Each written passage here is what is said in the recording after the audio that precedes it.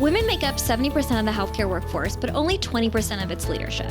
On Her Story, we'll explore the careers of bold and influential women from Silicon Valley to Capitol Hill and learn how they've overcome the odds. This is Her Story, a program where we explore what's beyond the glass ceiling. I'm Sandi Fenwick, CEO Emeritus of Boston Children's Hospital, and I currently serve on a number of public and private boards these days. I'm here today with Joyce Murphy, a longtime friend and very important person in healthcare medicine in the Commonwealth of Massachusetts and beyond. Welcome, Joyce. Thank you. Hello, Sandi. We're so thrilled to hear your journey through healthcare. Joyce, you currently serve on a number of company and nonprofit boards. Most recently, you have chaired the newly formed and newly merged Tufts Health Plan and Harvard Pilgrim Health Care plans. And you have obviously been having an incredible journey through that, which we love to hear about. But for decades, you have led academic and community hospital organizations. You've been in government, and you've actually started in the state's prison system.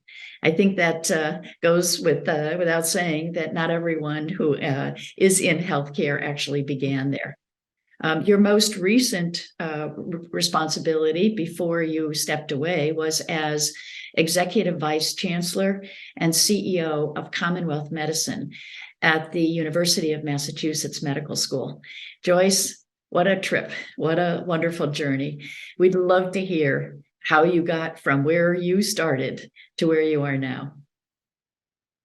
Okay. Well, just a brief background story. So I was born and raised right outside of Boston in Brookline, Mass, in a small town. Born into a family with 7 kids, family of 9 in total. Always, my family was very committed to service and to helping others. The center of the family actually had a brother who was diagnosed at 2.5 with a very severe and fatal illness. He unfortunately he was able to make some progress for a very short period of time, and then the doctors had told us, though we didn't believe it because he was such a beautiful baby, that he would decline and ultimately be unable to do most anything. And sure enough, he peaked at about the age of 7 and then started to decline and lived with us the whole time and died at home, bedridden, still in diapers, tube fed. So a really sad story for what could have been a wonderful life, a lot of suffering and difficulty for him. But he was really the center of our family. And I think that from the start, it was really clear that, those of us to whom much was given had much responsibility to give back. And so I was always very interested in service. I thought I would love to volunteer with children. My brother Brian was served at your hospital, Boston Children's Hospital, had a wonderful doctor, Alan Crocker, who we all owe so much debt to. And so I thought I would volunteer there. I was like in high school or first year of college.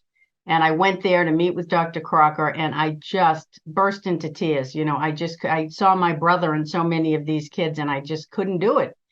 So I thought, well, this is not going to work, but let me do something else. And ultimately, when I was in college, I volunteered in the Mission Hill projects with children who were having difficulty learning how to read. These were 7-year-old kids starting second grade who were already falling behind. And so off I went to the project school, and I was assigned this beautiful little boy, Derek, who really had so much potential. His clothes were dirty. He hadn't really eaten. He had a key around his neck. And the windows are open. It was a beautiful day, but, you could hear sirens and screaming outside the windows because the school sat right in the projects there.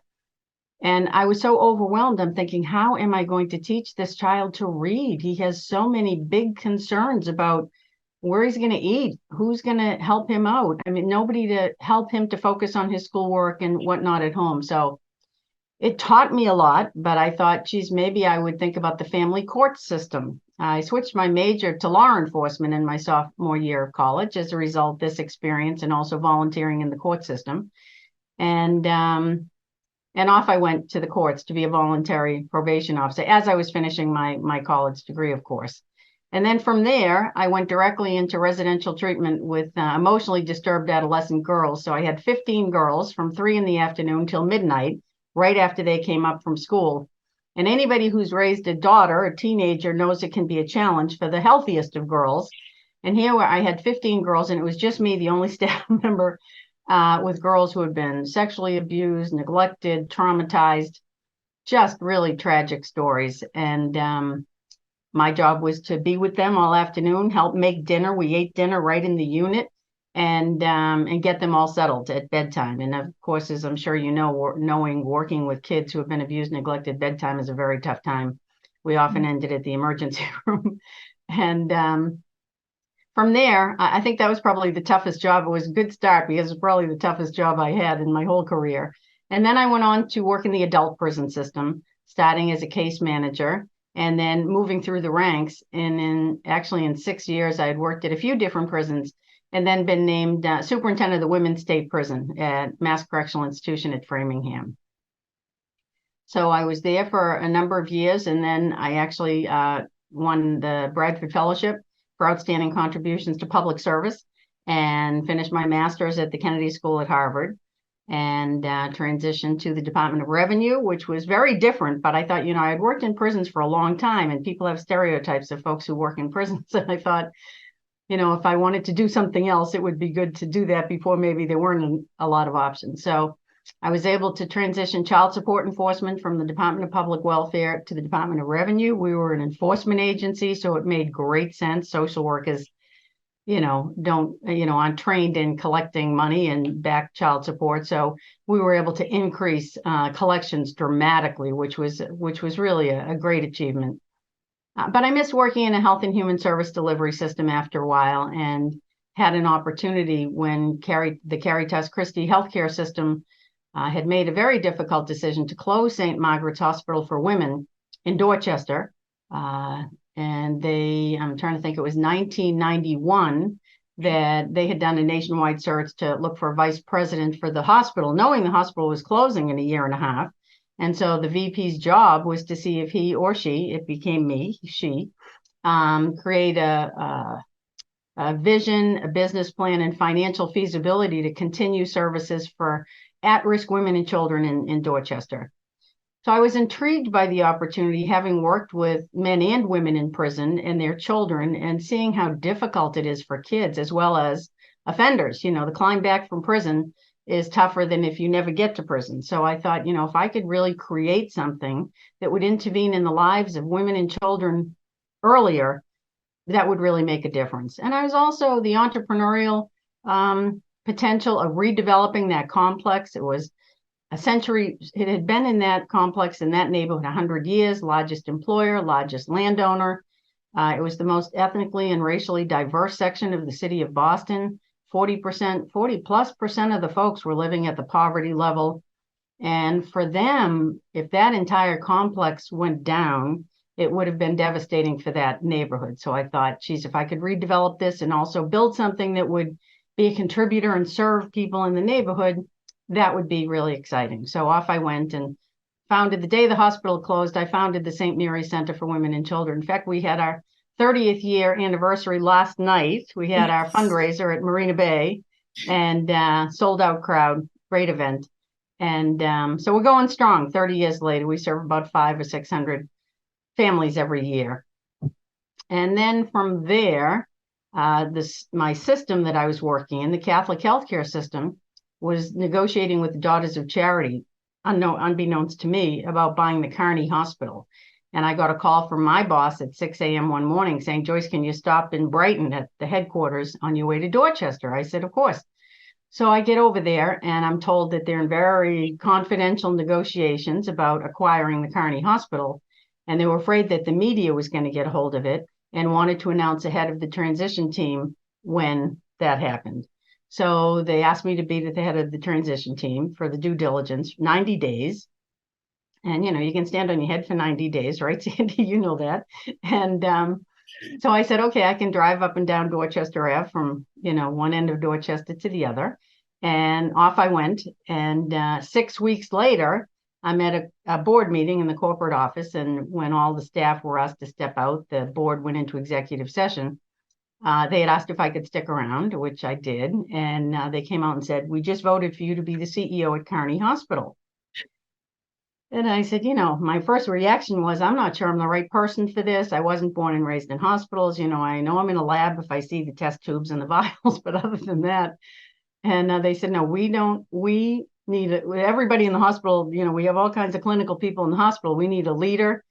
And the president and the vice president of the medical staff, the leadership, have been over here to see us, and they want you as their CEO. So ultimately, I said yes, and I went there and served as CEO for just shy of 10 years, about 9 years, before being recruited to UMass Medical School to run Commonwealth Medicine. And then off I went to Worcester. What a journey. I mean, and the impact that you have had in this Commonwealth Medicine in Worcester, which is in the center of the state, is really a gem for the whole community. And then you were there for a number of years. And maybe, Joyce, you as a woman, you as a non-physician in healthcare, like me, obviously had incredible opportunities and incredible challenges. Maybe talk a little bit about, what it was like being a woman, because this program really is not only for women, but there's also a lot of men. What have you learned? What has been really helpful? What has been really hard? I'd love to hear that. No question. I think that, in leadership particularly, it's always been principally men. But I will tell you, Sandi, that having worked in a paramilitary organization, having worked in the prison system, taught me so much. And really, in terms of going forward, I think it's been really interesting. When I was starting at the Carney Hospital, when my appointment was announced, the front page of the Boston Globe said, the soon-to-be new president of Carney Hospital has tangled with tougher crowds than doctors in revolt. And it went on to say the former prison warden. And same thing, when I went to the Department of Revenue, the commissioner said to me, the good news is we've made great progress in trying to reach out and make things easier for taxpayers and increasing voluntary compliance. He said, the problem is we're tied together with glue and Scotch tape. And if you've been running a prison, I know you can straighten this out. So it served me well, because it's such an unusual thing, I think, that people aren't exposed to. But I do think one of the things that I think things are changing, which is a wonderful thing, but I do think it's harder. It has traditionally been harder for women, that you have to be not just as good, but better. And that frequently that women are overlooked because, and historically, there have been principally white men in charge, and looking at other men like them on their boards and in the leadership positions as they look for successors. So that's clearly an issue. The other thing I think is women being taken seriously, but at the board table and whatnot, in meetings, and I would always say, I can remember sometimes when you just wanted to knock over the board table, but it's like, I remember one time someone I had suggested, this was actually when I was running not the women's prison, but the maximum security special management building for male felons in the state before I became superintendent. And we were in a room and we had an incident, and there were like 15 of us, and commanding officers all the way up and in prison, you're always addressed by your title, sergeant, lieutenant, superintendent, whatever. And I had suggested something that we should learn from this and what we should be doing going forward. And nobody really responded. And then just a minute or two later, the lieutenant, 5 or 6 down from me, repeated almost exactly what I said. And everybody was like, oh, what a great idea, Lieutenant. And so I did say, well, Lieutenant, I said, you obviously have stated that much better than I did, but thank you very much for repeating my idea and what I think we should be doing going forward. Because I do think it's easy for you to get mad and take your ball and go home, but you need to be at the table. So you need to bite your tongue, take a deep breath, and figure out the strategies on what's going to work best. Joyce, that's a perfect way of responding, because I think a lot of people have said, that happened to me all the time, and it still does. frankly, it happens to be in a boardroom last week. And so, what someone said once is that it's really nice when someone that's either another woman or a man repeats what you said and gives you credit.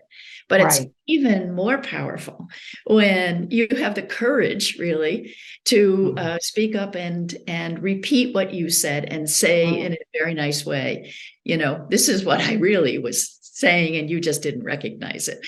Yeah, you did a better job. So you give them credit, but you also make it clear, right? Yeah, that was really a pearl. Thank you. What are some of the other challenging situations that you've been in, and what do you think was the greatest asset that you brought to, either the resolution or the, or how you handled them?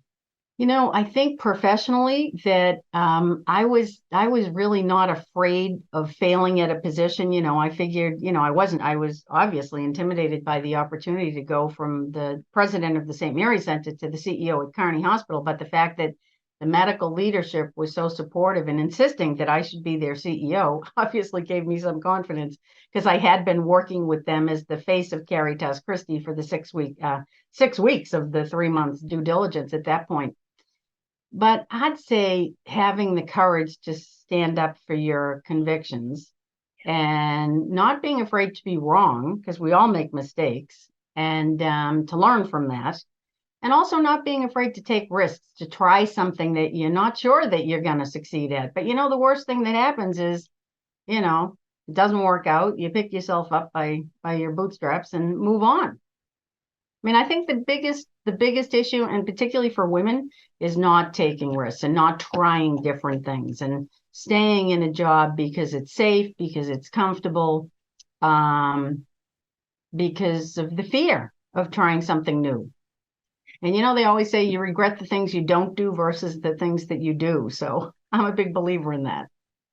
Totally agree, Joyce. And I think the theme of taking risk, having the courage to try, having the resilience that when you maybe don't do it as perfectly as even you want it to, not always, it's not always the judgment about you, but it's about yourself. Right, exactly. Yeah.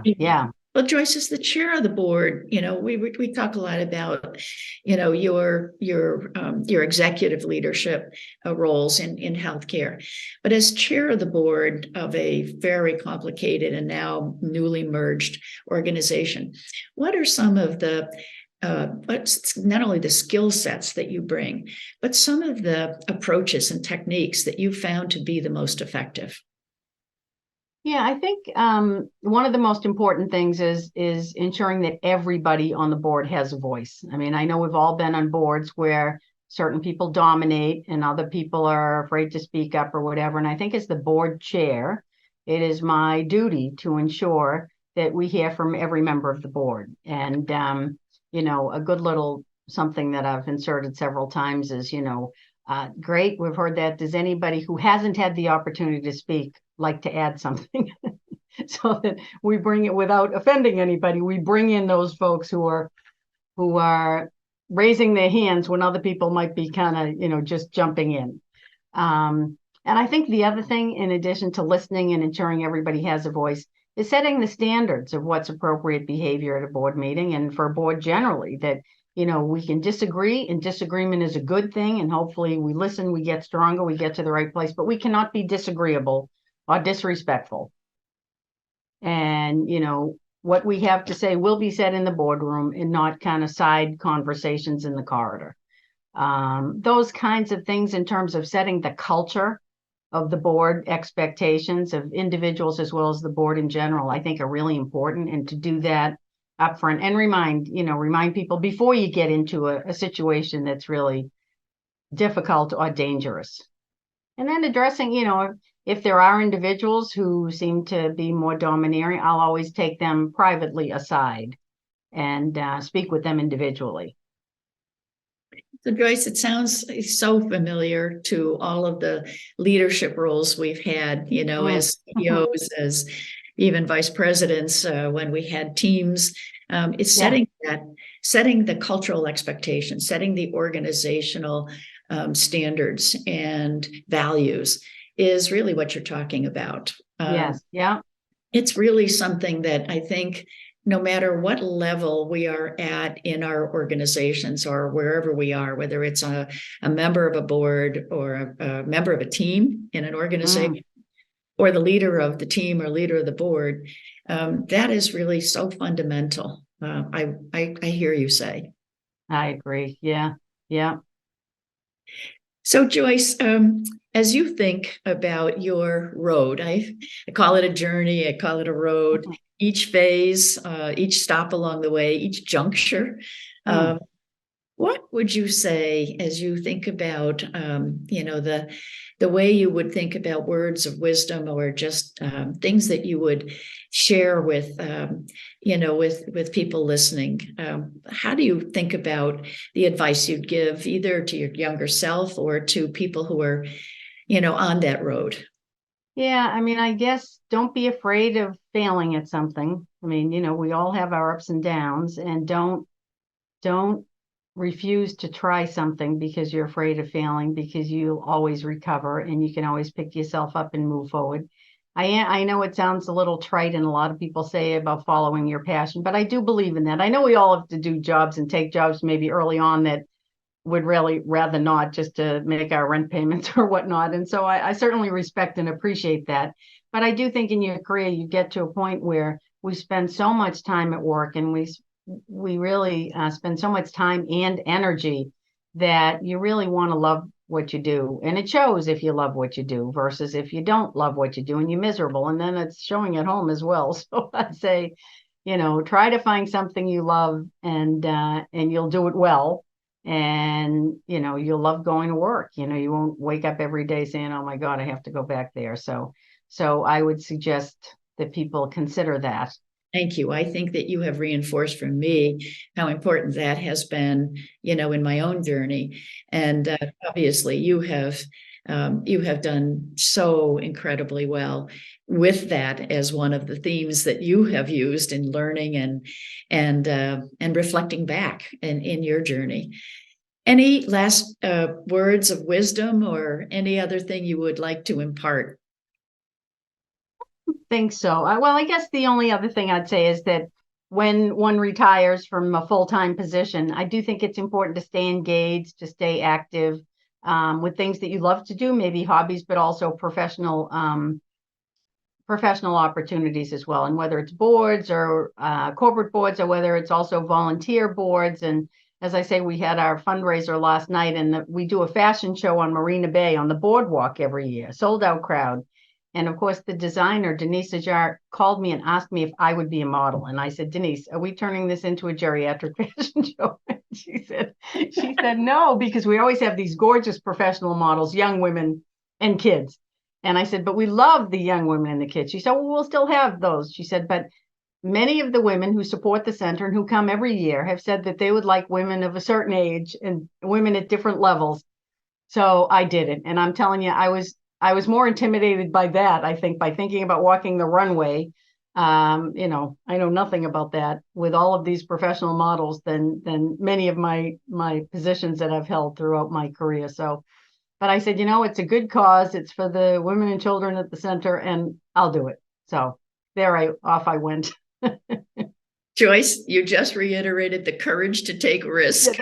I tell you, somebody sent me a note this morning and said, boy, you really rocked the runway. And it's like, I don't think so, but at least I get the Good Sport Award for having the courage to walk with all those beautiful models, Oh, Joyce. But it was fun. I mean, it was fun. That is so great. I didn't fall down. That was my biggest fear. So it was good, worked out. And it's a good thing for the center. We raise money and raise friends. So it was great. Joyce, before we leave, you talked about retirement and, continuing to give back and renewal. You also went back to Harvard Business School and did their fellowship in leadership. Yes. Just one short comment about that, because I think that is another way of just saying you never stop learning. Right. I mean, for me, I had been at UMass Medical School actually for 13 years, and it was really time. I had been speaking with the chancellor about time for me to move on, succession planning, and he just ignored me, kept saying, well, if you just stop talking about this and stay. It's like, no, it's good for an organization to have turnover. It's good for an individual, and nobody is all things to all organizations. And somebody comes in with a fresh set of eyes and ideas and brings the organization to the next level. So I had been interested in the Advanced Leadership Fellows Program and had been approached by them to see if I would like to be considered, but I was not in a position to think about it. But as I was ready to leave the medical school, I certainly didn't want to retire. I wanted to transition and do something different. This was a spectacular opportunity for me, I'm telling you. And I have recommended a couple of other people who are thinking about transitions. I went to graduate school at Harvard and I loved it. You meet people from all over the world, the faculty, the students, Cambridge, Harvard Square, just a great place to be. And so when I went back to be an Advanced Leadership Fellow, obviously different, it's a full year program.